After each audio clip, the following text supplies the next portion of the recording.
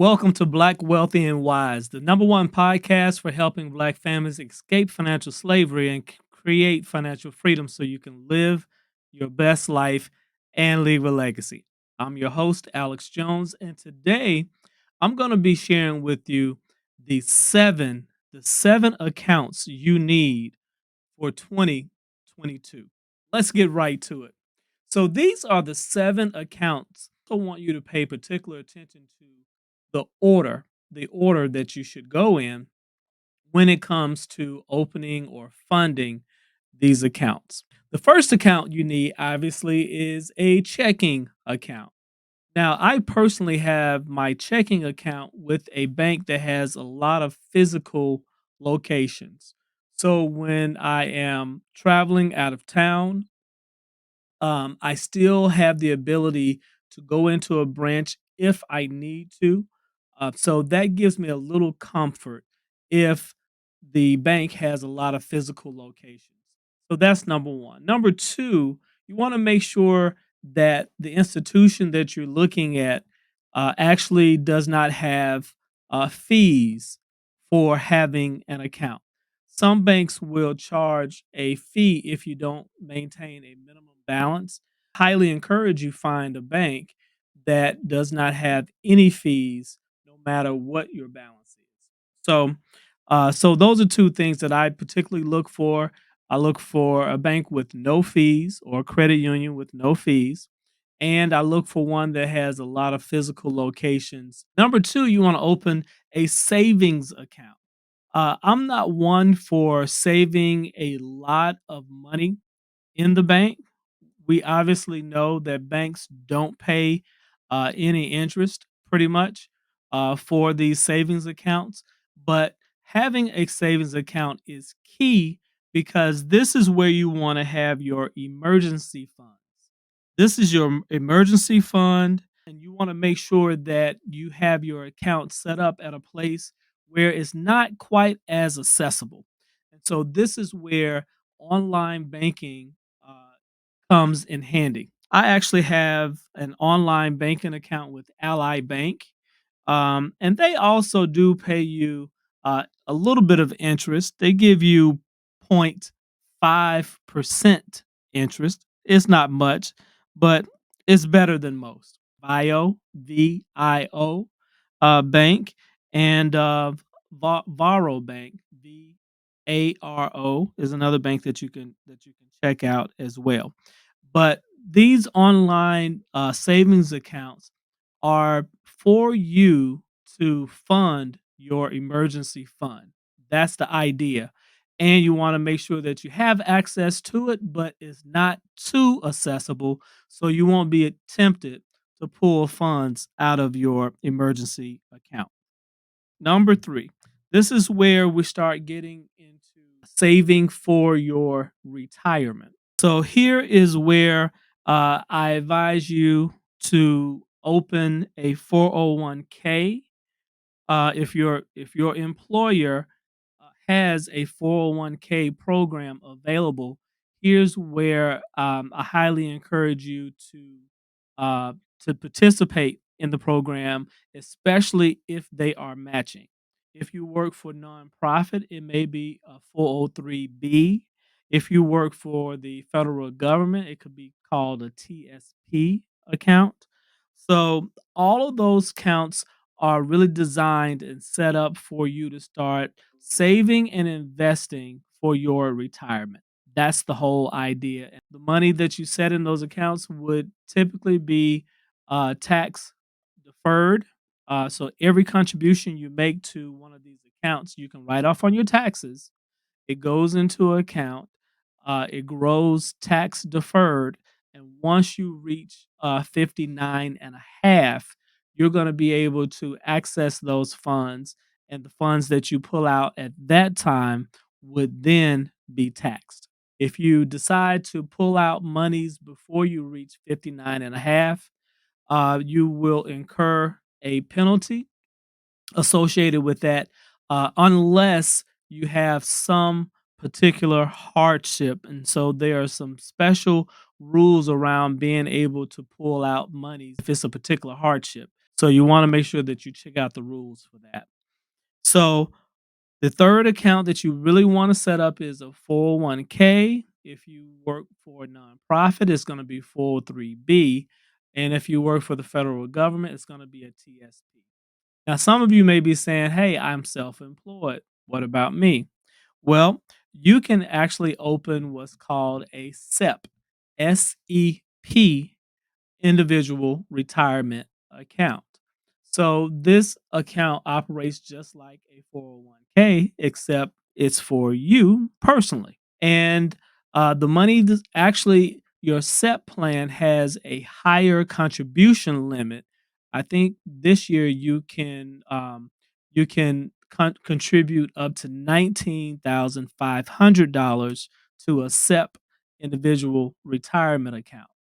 So that's number 3. Number 4, if, your company does not match, meaning, the monies that you contribute to your 401k plan or your 403b, if your company does not match, then I would suggest that you go ahead and open up your own SEP plan, and then after that, you look at opening a Roth IRA.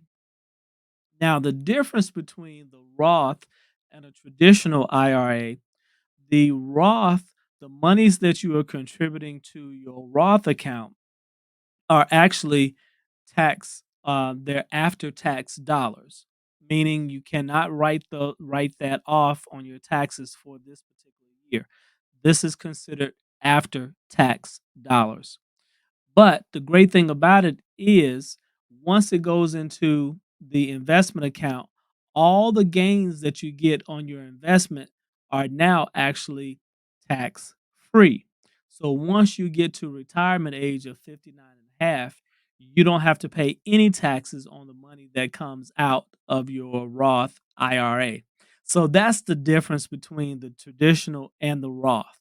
So you want to start contributing to the accounts that's going to allow you to get some tax write offs, right? And then once you have fully funded that up to the limit, now you want to start looking at the Roth IRA. And so that's the order that it should go. All right. So that's number 4. Fidelity and Vanguard both have some really good Roth IRA accounts that you should check out and take a look at. Number 5. If you happen to have what's called a high deductible health plan, you are now eligible for opening what's called a HSA account. HSA stands for Health Savings Account. The idea behind the health savings account is it allows you to save money for medical expenses that you will incur, or you may incur, or you will incur, because you have what's considered a high deductible health plan. Now, you can only open up a HSA account if you have a high deductible health plan.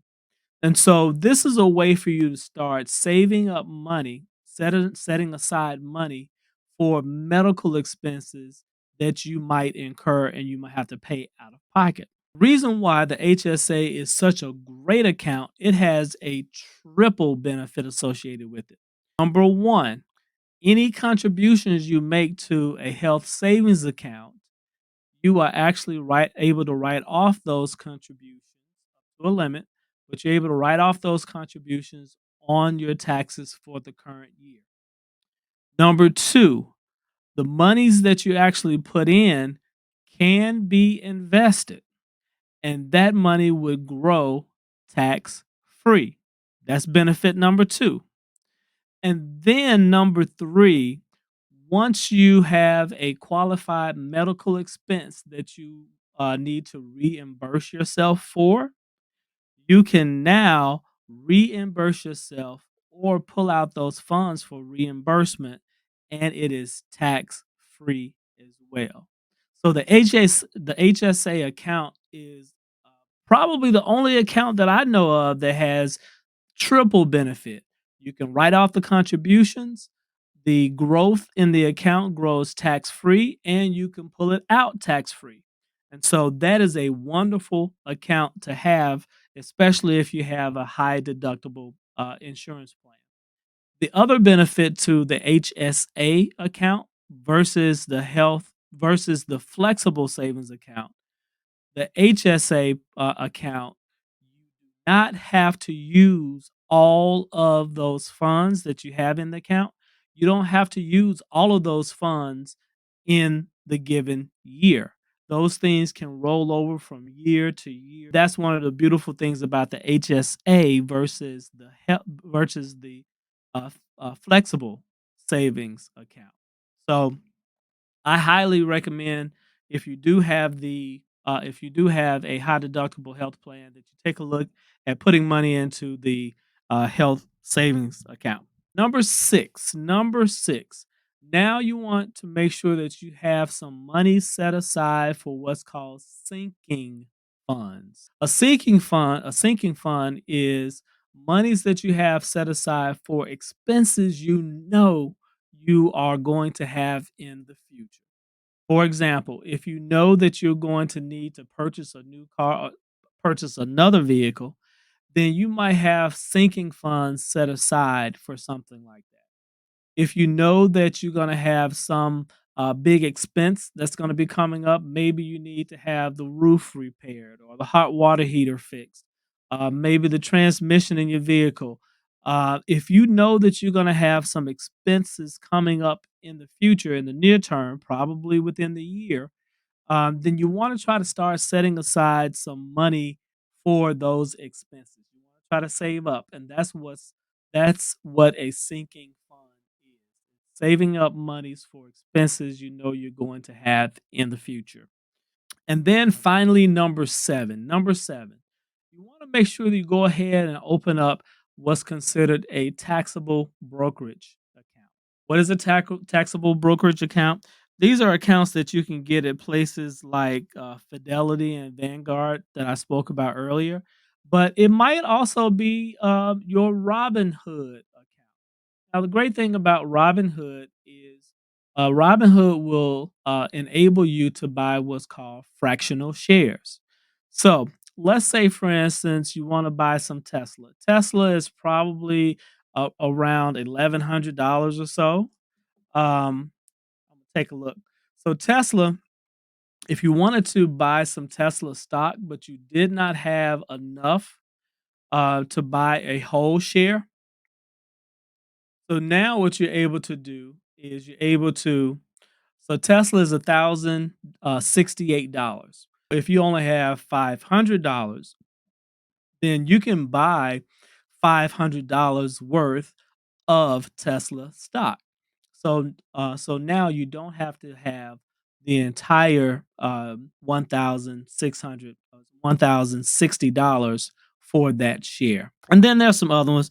Weeble is another one that you can where you can also invest from your phone via the app. So those are the seven accounts that you want to take a look at in that order. You want to have your checking account, your savings account. You want to start your retirement savings account. Once you have funded that really well, then you can start working on your Roth IRA account. Next, your health savings account. Number six, your sinking funds account. Your funds set aside for future expenses you're going to have in the future. And then finally, your taxable brokerage account. Those are the seven accounts that you really want to open and start funding in that order for 2022. So I hope this sincerely helps you guys. If you have any questions, please feel free to leave a comment below, or you can email me, alex@alexbjones.com. I love to hear your questions or comments. All right. So take care. God bless. I'll see you on the very next episode. Take care.